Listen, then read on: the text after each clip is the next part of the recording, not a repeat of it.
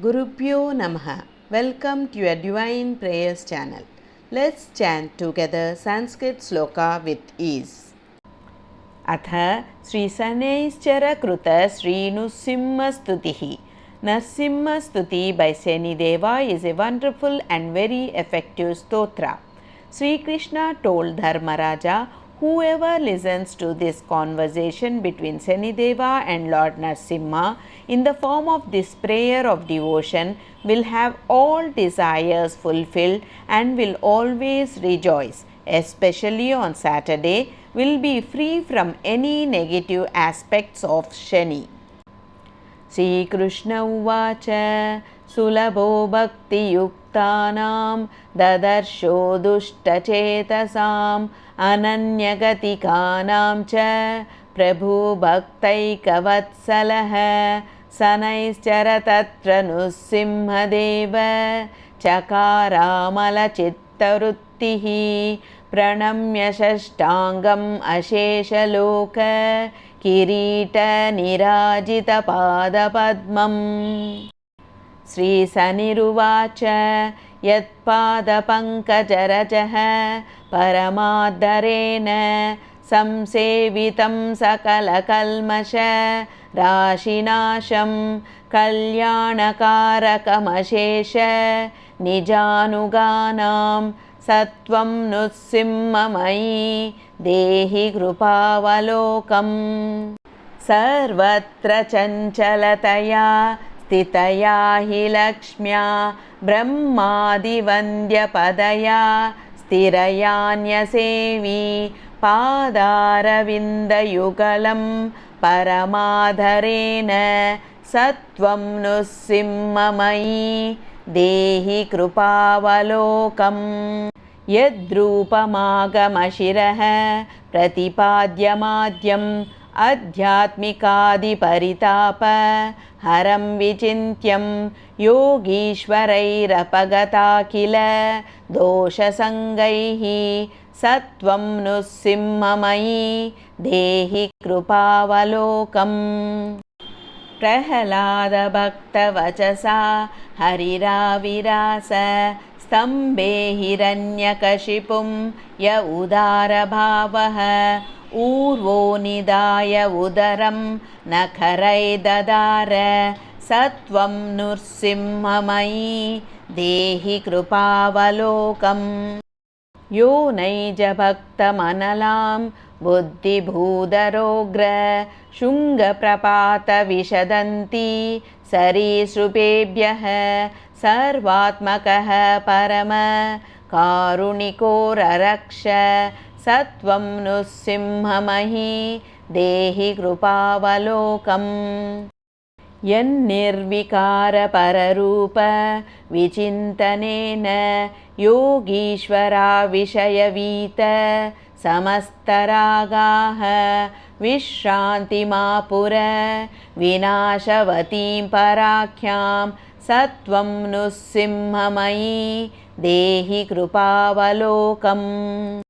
यद्रूपमुग्रपरिमर्दन भावशाली सञ्चिन्तनेन सकलाग विनाशकारी भूतज्वरग्रहसमुद्भव भीतिनाशं सत्वं नृसिंहमयि देहि कृपावलोकम्.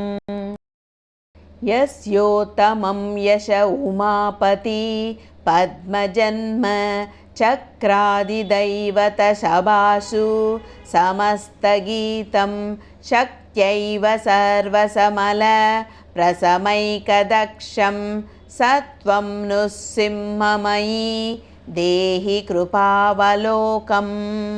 इत्थं श्रुत्वा स्तुतिं देवः शनिना कल्पितां हरिः उवाच ब्रह्मवृन्दस्तं शनिं तं भक्तवत्सलः. श्रीनृसिंह उवाच प्रसन्नोऽहं सनेतुभ्यं वरं वरयशोभनं यं वाञ्छसि तमेव त्वं सर्वलोकहितावहम्.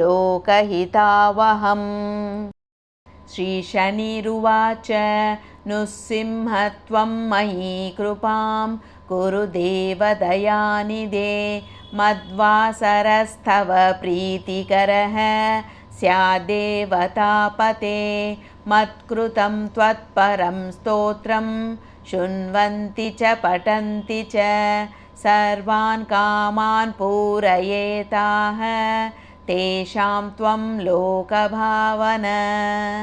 श्रीनृसिंह उवाच तदैवास्तु स नेहं वै रक्षो भुवनसंस्थितः भक्तकामान् पूरयिष्ये त्वं ममैकं वचः शृणु त्वत्कृतं मत्परं स्तोत्रं यः पठेत् शृणुयाचयः द्वादशाष्टमजन्मस्तात् त्वद्भयं मास्तु तस्य वै शनिर्नरहरिं देवं तदेति प्रत्युवाचः ततः परमसन्तुष्टाः जयेति मुनयो वदन्। श्रीकृष्ण उवाच इदं शनैश्चरस्याथ नृसिंहदेव संवादमेतत्स्तवनं च मानवः शृणोति यः श्रावयते च भक्त्या सर्वाण्यभीष्टानि च विन्दते ध्रुवम्।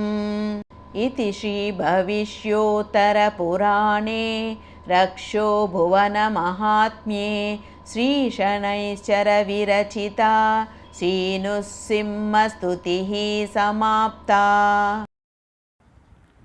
यदक्षरपदभ्रष्टं मात्राहीनं तु यद्भवेत् तत्सर्वं क्षम्यतां देव नरसिंह नमोऽस्तु ते।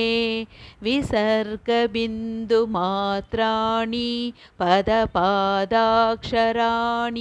च न्यूनानि चातिरिक्तानि क्षमस्व नरसिंह अन्यथा शरणं नास्ति त्वमेव शरणं मम तस्मात् कारुण्यभावेन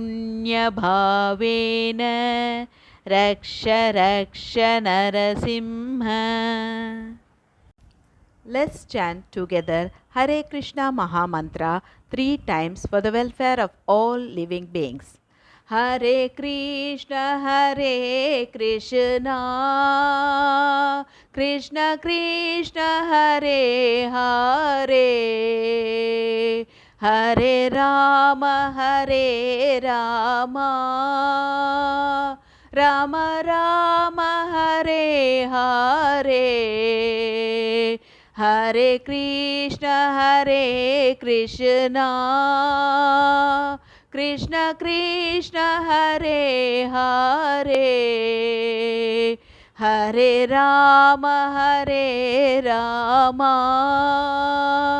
Rama Rama Hare Hare Hare Krishna Krishna Krishna Hare Hare Hare Rama Rama Rama Hare Hare. Hope you could follow along with me in chanting this sloka. More in queue. If you enjoyed this video, please like, share and click on the bell icon to subscribe and show your support.